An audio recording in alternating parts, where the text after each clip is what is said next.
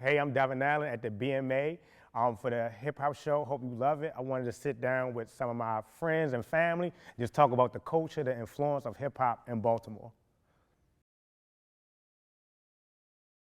What's your name and where you from?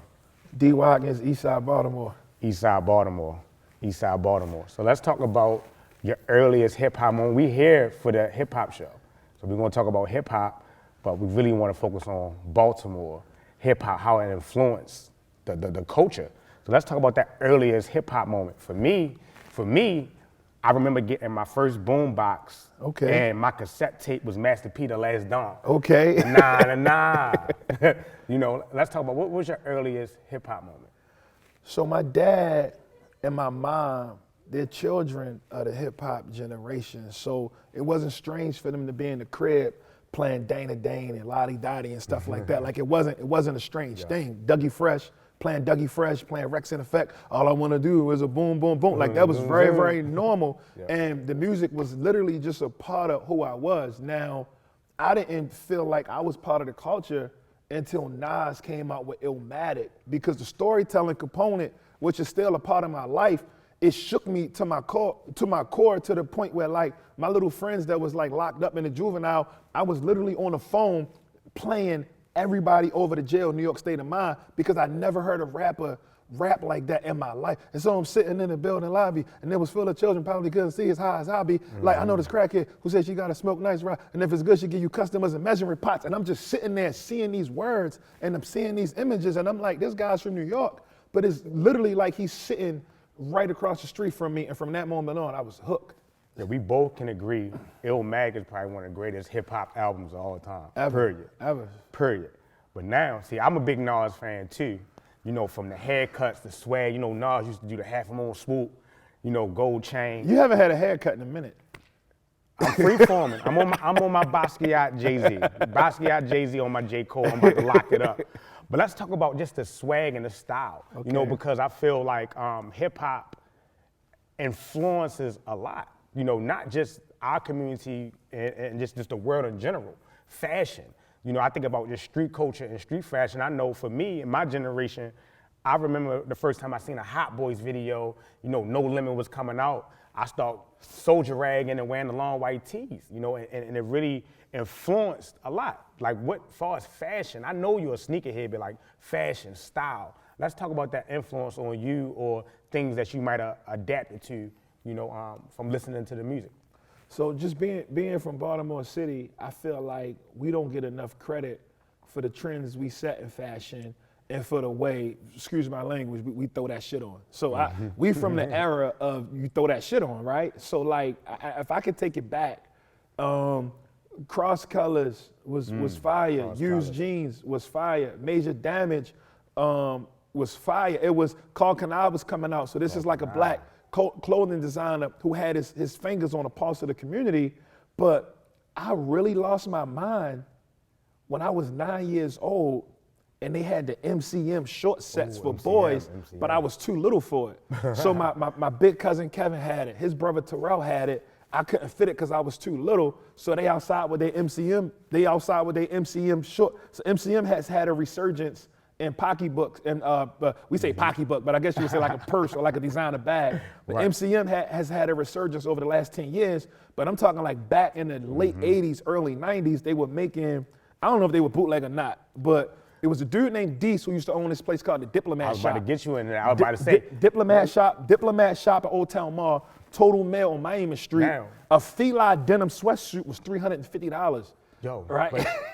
But let's talk also just to touch on that. You started talking about the MCM, but a lot of people don't know that.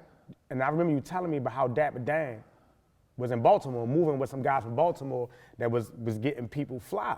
So Sotomayor, I feel like did I butcher the name? This is edited, right? Sotomayor, is that how you say her name, Karan? Sotomayor was a lawyer for, I believe, Fendi. And when Mike Tyson had the legendary fight in front of Dapper Dan's store with Mitch Green, the media said, well, why is Mike Tyson in front of a clothing store who sells clothes at 4 a.m.? Who sells clothes at 4 a.m.? Why is Mike Tyson there, and what do they sell? And they said Mike Tyson went to buy some custom Fendi, And they said, well, Fendi doesn't do custom. So they sent her. She's a Supreme Court justice now, but they sent her to the store. She grabbed the Dapper Dan gown and said, oh my God, this is beautiful. And then looked at the federal agents and said, now bag it up. And so they raided Dapper Dan's store, took his machine, took everything he had in stock, and he was down bad. So he went on the road and he started selling customized polo shirts and customized Tommy Hilfiger shirts to clothing stores from New York all the way down to Chicago, but his favorite spot was Baltimore because the Baltimore dudes had no problem. Like if the Chicago order was gonna be like $15,000, the Baltimore order might be $100,000.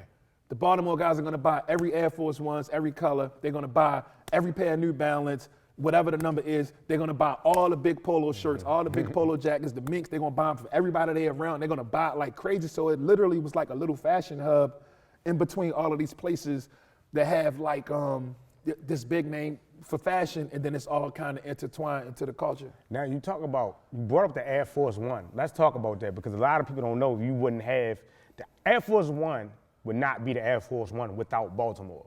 You know, Virgil talked about that finally after Jim Jones said New York was the home of the Air Force One, but Nike came here, collaborated with Cinderella's, which is an iconic shoe store, and they said Baltimore is the home of the Air Force One. So so Baltimore used to sell boatloads of Air Force Ones, and this was the only place in the region. We talking New York, we're talking Philly, we're talking DC. This is the only place in the region that was selling out of control, right? So if you was from like Port and Miami, everybody had the ones with the red check. And then somebody down from like Street and Jefferson, or you from Park Heights, or you from the Village, everybody was literally buying like the same colors for everybody. And it wasn't even on no gang type situation. It was, I want me and my homies to all be fresh. So Nike was gonna discontinue the shoe. They didn't do what they really wanted to shoot it, what they really wanted it to do. And the Rudo brothers and then Cinderella Paul, they got together and they was like, yo, if Nike stops selling this shoe, we're gonna be done. So they all had a meeting amongst themselves, and then they flew to Beaverton, Nike Town, and they demanded a meeting with Phil Knight. I believe it might have been Bob Strauss at the time, and they was like, yo, we'll lose so much business if we don't do this. And that's when they came up with the color of the month thing. So then only in Baltimore, they had like a different pair Air Force Ones with a different color check every month. So they not only did they save the shoe, but like OGs like Clark Kent, who's like been big in the student game for a long time, DJ Clark Kent, they literally have stories of driving all the way down to Baltimore just to buy Air Force Ones because they didn't make those colors in New York. So Baltimore definitely saved the shoe, and I think the reason why the shoe did so well in Baltimore because it has been the one shoe that you can wear you can play basketball in it, you can wear it on a job interview, you can take your lady on a date in it, and then you can kind of like run and fight in them. So they kind of like check every box you need checked for a sneaker. Your Golden Goose shoes are beautiful. I don't know can you hoop in them? They call ball stars, but I don't think you can hoop in them. Nah, you can hoop in them Air Force Ones. You can hoop in them Air Force Ones. I can't. You can hoop in them. You know, the classic meme of all time, one of the greatest memes is the all-black Air Force One. If you wear all-black Air Force One, you're a killer. You put the Air Force One on, you go shoot somebody. My first date, that's a culture. My first date. Black tee, black Air Force One, you up to no good. My first date with my wife, I wore black Air Force Ones. So she knew I was a gentleman. That's crazy. So we talked about the fashion, the style, the Air Force One, Dapper Dan. You know, now let's talk about the fashion. Let's talk about the clubs. You know, because I think a lot of times the music, you got like this one song that can always drop in the club and it go crazy. Mm-hmm. You know, but like we from two different generations. You know, I'm Hammerjack's, Paradox. Right. I don't know. You maybe Odell's. You ain't that old. You're not that old. But like, let's talk about like this. Odell's my mother, dog. Come on, man. Come on, man. But let's talk about hip hop and just the culture. You know, in Baltimore, in the club, you in your prime, and you going to the club. What's that song? What's that feeling? That song, that hip hop song come on. So you came outside early. Mm-hmm. So we gonna cross. This way we cross pollinate because I'm gonna say Juvenile back that ass up. That's shutting the club down. That's shutting the club down. But Jay-Z, give it to me. I'm a hustler, baby. And I just want you to know. Anybody that was outside when that came on, you Ain't like, where I yo, where I'm about to go. Like, we was out. If you was outside, you was getting turned up off of that, man. That was, you know, even if you're not a dancer, you running straight to the dance floor. Yo, Jay-Z had a long run. Absolutely. Like probably the longest run. Would you say, like, far as like consistency over the years? I mean, the younger generation, they bring up Jay-Z when they talking about Dr. King. So he had to run for a minute. They like, oh, Black History Month. We talking about Frederick Douglass, Dr. King, and Jay-Z, the Jigga Man. So it's been a minute. It's been a minute. Who won that beef though? Because we talked about Nas earlier, now we talking about Jigga. Who won that beef? Jay-Z or Nas? One of the most iconic hip hop beefs besides Tupac and Biggie. I'm gonna say that. Damn, that's a tough question because Nas. You don't gotta say nothing. I'm gonna say Jay-Z won for building the hype and the content and ingesting and injecting that energy back into the culture. I'm gonna say Nas won from being like a voice of like the forgotten, spit on me, shit on me, pissed on me, shit on me, spit on my grave,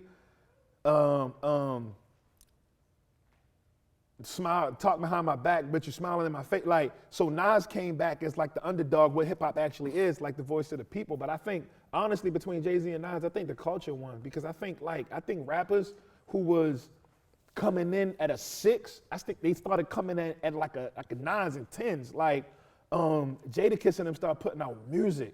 Beanie Siegel and them started putting out music. Everybody in Nas Camp, Noriega, all of the Queens people, Prodigy, Mobb Deep, all of them people, they always were talented MCs, but I feel like during that era, they were forced to take everything to the next level. And I also think some of that trickled down into the culture in Baltimore because you got rappers like Scooter and Moose who are like, you know, they weren't the first Baltimore rappers, but they were the ones to explode Baltimore rap culture on a global scale. They are students of the Jay-Z and Nas beef. They are students of what was happening with the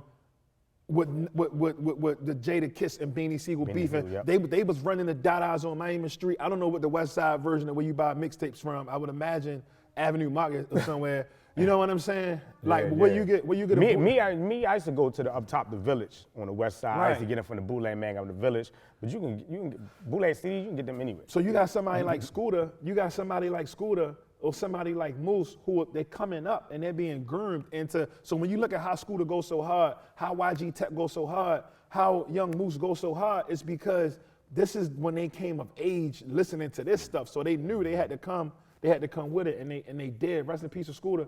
But they came with it because they were a student of that. Just like, you know, you as a photographer, you a great photographer, but part of your greatness is tied to the fact that there was some great photographers that came before you, and you got a chance to just fall back and look at their work and be like, okay, bet. Well, this is what Gordon and those guys bring to the table. So now here's my contribution, and we just going to turn everything up to the next level. To the culture.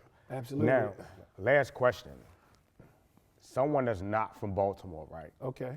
But it's like you can pick one artist in a song. You know, it's like, yo, this rapper is from Baltimore. You need to listen to the song. You got the Bluetooth, you in the car, you vibing. What song are you putting on that you think, as far as a Baltimore rapper is, what would you put on?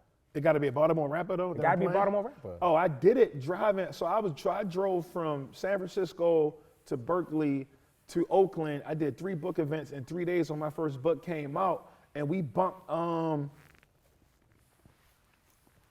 Zone, Young Moose.